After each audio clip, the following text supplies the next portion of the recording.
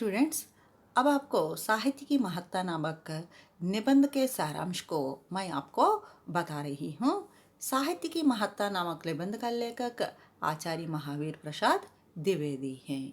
पहले आप साहित्य की महत्ता इस निबंध के बारे में जानने के पहले आपको इस निबंध का लेखक कौन है और उनका जीवन परिचय को आपको मालूम होना पड़ता है। इसलिए पहले आपको लेखक का परिचय बता रही हूँ। इस साहित्य की महत्ता नामक निबंध का लेखक कौन है? आचार्य महावीर प्रसाद द्विवेदी। आप युग प्रवर्तक साहित्यकार हैं क्योंकि आप 20 साल सरस्वती पत्रिका के संपादक के रूप में रहकर आप हिंदी साहित्य को बहुत सेवा की हैं। इसलिए उनके समय को क्या नाम दिया? द्विवेदी युग नाम दिया। हिंदी साहित्य में इस महान लेखक का समय को क्या नाम दिया? द्विवेदी युग नाम दिया। इसलिए उनको युग प्रवर्तक साहित्यकार कहते हैं। आपका जन्म उत्तर प्रदेश के रायबरेली जिले के दौलतपुर गांव में सन 1864 में हुआ था। उनका जन्म कब हुआ? 1864 में हुआ था। और आप उत्तर प्रदेश के रायबरेली जिले के दौलतपुर नामक गांव में उनका जन्म हुआ था। परिवार की आर्थिक स्थिति अच्छी ना होने के कारण पढ़ाई बीच में ही छोड़ दिया। उनकी परिवार की स्थिति अच्छी नहीं थी, इसलिए आप बीच में ही अपने पढ़ाई को छोड़ दिया। అంటే కుటుంబ ఆర్థిక స్థితి సరిగా లేనందువలన ఈయన చదువు మధ్యలోనే ఆపేశాడు। फिर भी अंग्रेजी, संस्कृत, हिंदी, उर्दू, फारसी भाषाओं का अच्छा ज्ञान था। मैंने उनकी आर्थिक स्थिति अच्छी ना होने के कारण वे पढ़ाई बीच में छोड़ दिया। फिर भी वे अंग्रेजी, संस्कृति, हिंदी, उर्दू, फारसी भाषाओं को अच्छा सीख लिया। उनको ये सभी 5 भाषाओं पर उनको अच्छा ज्ञान था। 20 साल सरस्वती पत्रिका के संपादक का काम किया। आप 20 साल सरस्वती पत्रिका के संपादक के रूप में काम किया। आप संपादक के रूप में रहकर अनेक कवियों को प्रोत्साहन दिया और अनेक कविताओं को लिखने की यानी साहित्य लिखने की सभी को प्रोत्साहन दिया। आप एक अच्छा निबंधकार और आलोचक थे। एक अच्छा निबंधकार और आलोचक थे। ఆలోచక మానే కౌన్ హే? క్రిటిసైజర్, విమర్శాత్మకుడు. ఈయన మంచి సాహిత్య విమర్శాత్మకుడు కూడా అన్నమాట. ఈయనకి ఆర్థిక స్థితి సరిగా లేకపోయినా కానీ ఈయన ఇంగ్లీషు, సంస్కృతం, హిందీ, ఉర్దూ, పార్సీ అన్ని భాషలు నేర్చుకున్నాడు. తర్వాత సరస్వతి పత్రికకి ఎడిటర్గా కూడా పనిచేశాడు అన్నమాట. ఈయన మంచి వ్యాసకర్త మరియు మంచి విమర్శాత్మకుడు అన్నమాట। रसज्ञ रंजन, साहित्य सीकर और कालिदास की निरंकुशता उनके प्रसिद्ध रचनाएं हैं।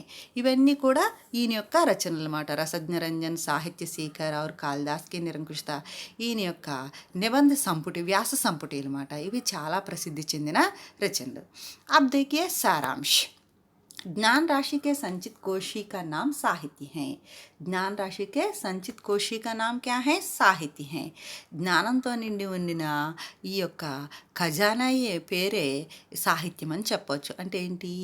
మన జ్ఞానంతో, అంటే జ్ఞానం అంటే ఏంటి? ఏదైనా తెలియని విషయం గురించి తెలియడమే జ్ఞానం అంటాము। మనకి ఎన్నో తెలియని విషయాలని మనకి ఏది చెప్తుంది అంటే సాహిత్యం చెప్తుంది మాట।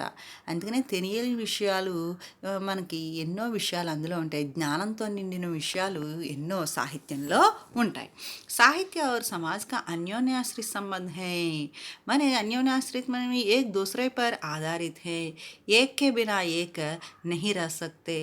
दोनों में रहने पर भी वे जी सकते हैं। इसलिए हम उन दोनों के बीच का संबंध क्या कह सकते हैं? अन्योन्याश्रित संबंध है। एक दूसरे पर ఆధారిత है। రెండు సాహిత్యము, సమాజము రెండు ఒకదాని మీద ఒకటి ఆధారపడి ఉన్నాయి। వాటి మధ్య విడదీయలేనటువంటి సంబంధం ఉంది।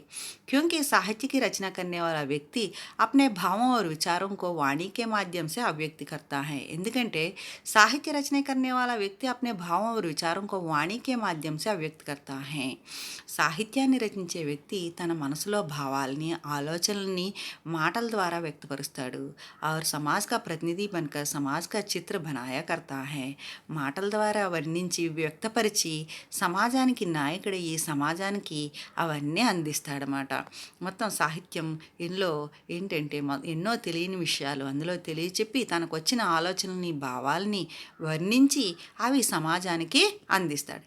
యహీ వాణికి అవ్యక్తి అథవా శబ్దచిత్ర హీ సాహిత్య హై.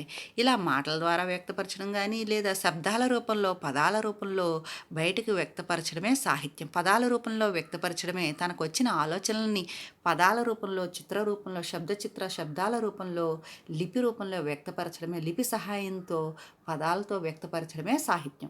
साहित्य के माध्यम से व्यक्ति अपने प्राचीन काल की संस्कृति और सभ्यता की जानकारी प्राप्त करता है।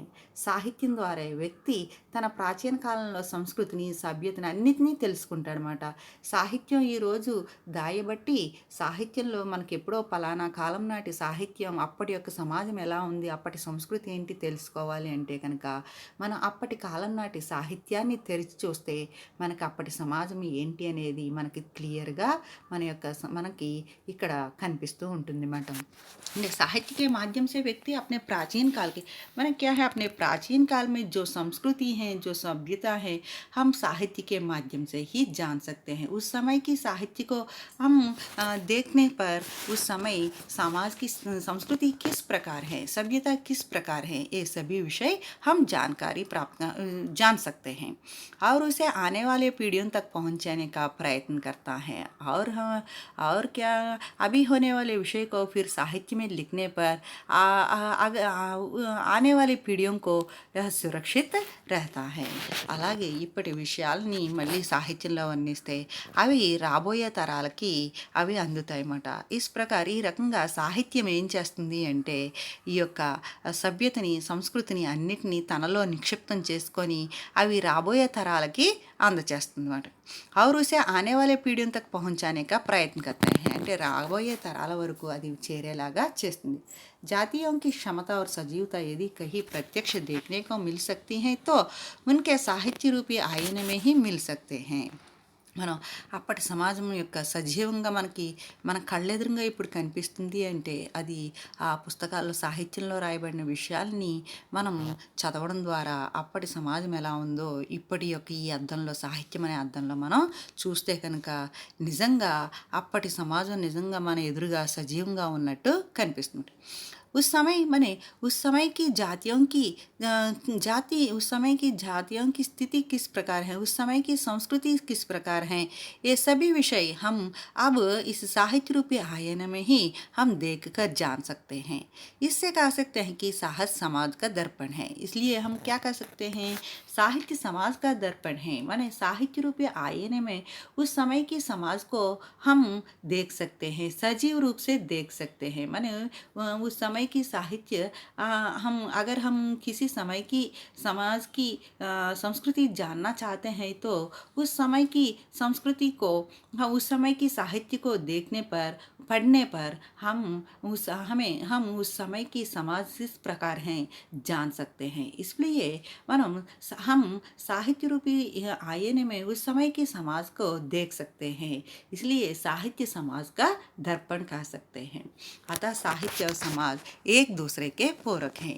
इस प्रकार हम कह सकते हैं कि साहित्य और समाज एक दूसरे के पूरक हैं, माने एक दूसरे पर आधारित है। साहित्य के बिना समाज नहीं है, समाज के बिना साहित्य नहीं है। इसलिए हम कह सकते हैं कि दोनों में एक दोनों पर आधारित हैं। इन दोनों के बीच संबंध अन्योन्याश्रित हैं। ఈ రకంగా మనం చెప్పొచ్చు ఏంటంటే సాహిత్యము, సమాజము రెండు ఒకదానిలోంటి విడదీయలేనిటువంటిది అని మనం చెప్పొచ్చు. अन्य चीज़ों की तरह साहित्य भी मनुष्य के लिए जिस ज़रूरत है, यानी किस प्रकार एक मनुष्य जीने के लिए खाना, कपड़ा और मकान ज़रूरत है, एक मनुष्य के लिए आवश्यक है, उसी प्रकार मनुष्य को साहित्य भी बहुत ज़रूरत है, साहित्य से ज़रूरत है। అంటే ఏ రకంగా అయితే మనిషికి తిండి, బట్ట, నీరు అవసరమో అలాగే మనిషికి కంపల్సరీ ఏంటంటే సాహిత్యం అనేది కూడా కంపల్సరీ కావాలి। मनुष्य अपने भावों या विचारों को साहित्य के माध्यम से व्यक्त कर सकते हैं। మనిషి ఏంటంటే తన భావాల్ని, తన ఆలోచనల్ని, ఫీలింగ్స్ని సాహిత్యం ద్వారా అతను వ్యక్తపరచగలడమాట। ज्ञान विज्ञान जीवन को सुगम बनाते हैं तो साहित्य जीवन को सुंदर बनाता है। ज्ञान विज्ञान ये ज्ञानम विज्ञान विज्ञान साइंस होंगी साइंस हमारे जीवन को सुगम बनाते हैं। सुगम माने उन्हें आसानी से हम जीवन यापन करने के लिए वह हमें अनेक सुविधाएं विज्ञान देती हैं। उदाहरण के रूप में हम देख सकते हैं, इसके पहले हम क्या करते थे, एक पंखा, उस समय पंखा नहीं है तो हाथों से ही हमें हवाई को लेना पड़ता था। अब क्या है, एक पंखा मिल गया, विज्ञान से पंखा मिल गया और वॉशिंग मशीन मिल गया, सभी मिल गया। इससे क्या हुआ, हमारे हाथों का काम कम हो गया, हाथों से श्रम करने का ढंग कम हो गया है। अब ज़्यादा श्रम करने की ज़रूरत नहीं है। विज्ञान हमें हमारे जीवन यापन को बहुत सुगम बना दिया है। तो इसी प्रकार साहित्य क्या करता है, ज्ञान विज्ञान जीवन को सुगम बनाते हैं, तो साहित्य क्या करता है, हमारे जीवन को सुंदर बनाता है। माने सुंदर माने यहाँ क्या है, जीवन को सुंदर बनाता है माने हमारे जीवन को जो विनोद चाहिए या ज्ञान चाहिए, उस ज्ञान और मनोविनोद वह देता है। साहित्य जीवन के लिए औषधि का कार्य करता है और यह किस प्रकार काम करता है, एक औषधि के समान काम करता है। माने हमारे साहित्य पढ़ने से मानसिक सुख शांति मिलता है। और क्या मिलता है, साहित्य पढ़ने से हमें मानसिक सुख शांति मिलता है। यह औषधि के काम करके के समान काम करके हमें मानसिक सुख और शांति को देती है। साहित्य का सृजन सभ्यता का सूचक है। और एक समाज में साहित्य का सृजन का अर्थ क्या है, उस समय का सभ्यता विकास हो गई है। माने क्या है, उस समाज विकसित समाज है। जिस समाज में साहित्य का उद्भव हुआ, उस समाज का अर्थ क्या है, उस समाज सभ्यता का विकास का सूचक है। उस समाज में सभ्यता विकसित हो गई है। जो समाज जितना अधिक सभ्य होगा उतना ही उस समाज में साहित्य का अधिक आदर रहेगा। यानी जहाँ शिक्षित लोग ज़्यादा बढ़ जाते हैं, वहाँ साहित्य पढ़ने वालों की संख्या बढ़ती है और साहित्य लिखने वालों की संख्या बढ़ती है। इससे क्या है, यह सभ्यता का सूचक है, उस समाज का सभ्यता का सूचक है। हम किसी समाज के साहित्य को देखकर उस समाज की परीक्षा कर सकती हैं। माने उस समाज में उद्भव जो साहित्य है, उस साहित्य के माध्यम से हम समाज का परीक्षा कर सकते हैं। माने उस समाज की स्थिति जिस प्रकार जितने तक विकसित हुआ, वह समाज जितने तक विकसित हुआ, उस समाज को हम आसानी से उस साहित्य के द्वारा ही हम परीक्षा कर सकते हैं। जिस जाति विशेष में साहित्य के अभाव दिखाई पड़ती है, तो निस्संदेह समझ सकते हैं कि वह जाति असभ्य या अपूर्ण सभ्य है। माने किसी समाज में साहित्य का उद्भव नहीं है तो हम समझ सकते हैं, हम निस्संदेह समझ सकते हैं कि वह जाति असभ्य जाति अपूर्ण सभ्य है। अपूर्ण माने उस समाज में सभ्यता विकसित नहीं हुआ है। इस प्रकार कह सकते हैं कि साहित्य उस समाज की साहित्य उस समाज का सभ्यता का सूचक है। ఇందులో ఏం చెప్పాడంటే రచయిత, సాహిత్యం ఏంటంటే ఒక సమాజంలో సాహిత్యం నిర్మించబడ్డది అంటే దాని అర్థం ఏంటంటే ఆ యొక్క సమాజం అభివృద్ధి చెందింది అని మనం చెప్పవచ్చు. ఎంత సాహిత్యం అక్కడ పుడితే ఎంతమంది అక్కడ సాహిత్యాన్ని చదువుతారు, అంతమంది చదివారు అంటే అక్కడ యొక్క సమాజం అంత అభివృద్ధి చెందింది అని చెప్పవచ్చు.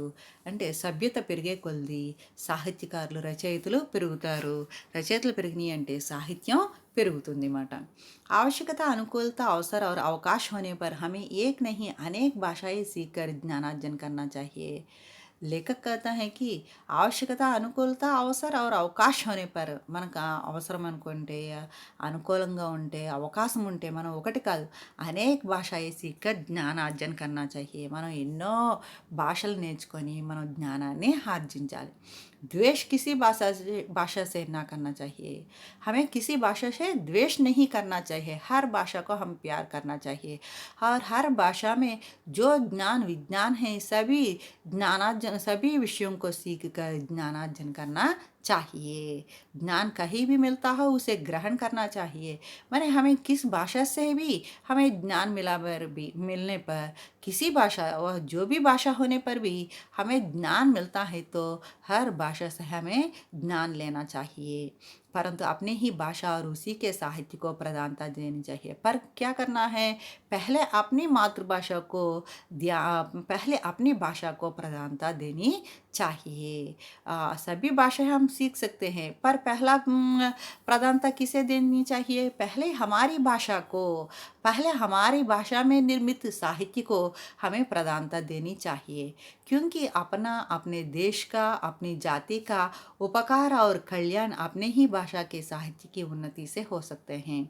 क्योंकि अपने ही भाषा से ही हमें हमारे देश का कल्याण होगा, हमारी जाति का उपकार होगा, अपनी भाषा का माने अपनी भाषा का और अपने समाज का, अपनी देश का उद्धार होगा। इसलिए पहले हमें अपनी भाषा को प्रधानता देनी चाहिए, माने अपनी मातृभाषा को, अपनी देश की भाषा को प्रधानता देनी चाहिए। तभी हमारी భాష के సాహిత్య ఉన్నతి हो सकता है।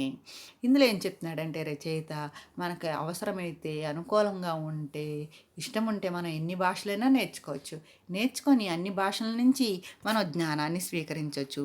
ఏ భాషలో జ్ఞానం ఉన్నా ఆ భాషని మనం నేర్చుకొని ఆ భాషలో ఉన్న జ్ఞానాన్ని మనం స్వీకరించవచ్చు। ఎందులో ఉన్న ఏ భాషలో ఉన్న మన జ్ఞానాన్ని స్వీకరించాలి, కానీ ముందు మన భాషకు మటుకు ఫస్ట్ ఇంపార్టెన్స్ ఇవ్వాలి। మన భాషలో నిర్మించబడ్డ సాహిత్యాన్ని మనం చదవాలి। మనం చదివి మన యొక్క, ఎందుకంటే మన సాహిత్యం చదివితే ఆటోమేటిక్గా మన సమాజానికి ఉపకారం జరుగుతుంది, మన భాషకి మంచి జరుగుతుంది, మన సమాజానికి ఉపకారం జరుగుతుంది। కాబట్టి ముందు మన భాషకి ఇంపార్టెన్స్ ఇవ్వాలి, తర్వాత మిగతా భాషలన్నీ ఎన్నైనా నేర్చుకోవచ్చు। साहित्य में जो शक्ति छिपी हुई है वह तो बम आदि में भी पाई नहीं जाती। साहित्य में इतना शक्ति है कि माने उतना शक्ति तोप बम आदि में नहीं है। उतना ज़्यादा शक्ति, तोप या बम से भी ज़्यादा शक्ति इस कलम में है, साहित्य में है। हानिकारक धार्मिक रूढ़ियों का निर्मूलन, जातीय स्वतंत्रता के बीज बोना, व्यक्तिगत स्वतंत्रता के भावों को बढ़ाना, पतित देशों को पुनरुद्धरण आदि साहित्य ने ही किया है। हानिकारक धार्मिक रूढ़ियों का समाज में इस पहले प्राचीन काल से समाज में अनेक धार्मिक रूढ़ियाँ थी और अनेक हानिकारक धार्मिक आचार थे। उन सभी बाह्य सभी जो दुराचार हैं उन दुराचारों का निर्मूलन करने में, जो बुरी धार्मिक रूढ़ियाँ हैं उन रूढ़ियों का निर्मूलन करने में, निर्मूलन करके सभी लोगों में स्वतंत्रता का बीज बोने में और व्यक्तिगत स्वतंत्रता सभी लोगों में बढ़ाने में और पतित देशों का पुनरुद्धरण करने में साहित्य का हाथ है। साहित्य ने जितने कई काम किया है, माने कई उपयोगी, साहित्य से बहुत उपयोग है। साहित्य के माध्यम से ही इन बुरे दुराचारों का कई समाज से कई बुरे दुराचार दूर हो गया है। साहित्य में लिखित अच्छे बातों को अपनाना नागरिक का प्रथम कर्तव्य है। हर नागरिक का कर्तव्य क्या है, हर नागरिक का कर्तव्य है साहित्य में लिखित अच्छे बातों को अपनाना। माने साहित्य में जो भी अच्छाई है उस अच्छाई को स्वीकार करना नागरिक का प्रथम कर्तव्य है। ఇందులో ఏం చెప్తున్నాడంటే సాహిత్యంలో ఉన్న దాగి ఉన్న శక్తి తుపాకుల్లో బాంబుల్లో కూడా లేదు, అంత గొప్ప శక్తి ఉంది సాహిత్యానికి। ఆ కళానికి ఉన్న శక్తి కత్తికి కూడా లేదు మాట। ఎంతోమంది సమాజంలో ఎన్నో దురాచారాలని నిర్మూలనయ్యి, మూఢాచారాలు ఎన్నో నిర్మూలన అయ్యేవి, ఎన్నో మంది జాతులకి స్వాతంత్రం వచ్చింది అంటే ఇంకా వ్యక్తుల్లో కూడా ఈ యొక్క స్వాతంత్రం వచ్చింది అంటే ఇదంతా దానికి కారణం ఎవరు అంటే సాహిత్యం అనే మనం చెప్పచ్చు। సాహిత్యంలో ఏ మంచి ఉన్నా కానీ ప్రతి పౌరుడు దాన్ని స్వీకరించడం ప్రతి పౌరుడి యొక్క కర్తవ్యం। द्विवेदी का कहना है कि हम अपने साहित्य को समझे, उस पर मनन करें और यदि संभव हो सके तो उसे समृद्ध बनावे। द्विवेदी जी क्या कहते हैं, हम अपने साहित्य को समझे। पहले क्या करना चाहिए, हम साहित्य को पढ़कर हमारी साहित्य को पढ़कर हम साहित्य को पढ़कर उसे समझना चाहिए, उस पर समय मनन करें। पहले समझना चाहिए, समझने के बाद उसे फिर मनन करना चाहिए और यदि संभव हो सके तो उसे समृद्ध बनाए। और हो सके तो और लिख सके तो हमें फिर क्या करना चाहिए, फिर साहित्य को हमें भी निर्माण करना चाहिए। अपने साहित्य को पहले क्या करना है, मनन करना है। पहले पढ़ना है, पढ़ने के बाद मनना है, मनन करना है, मनन करने के बाद हो सके तो हम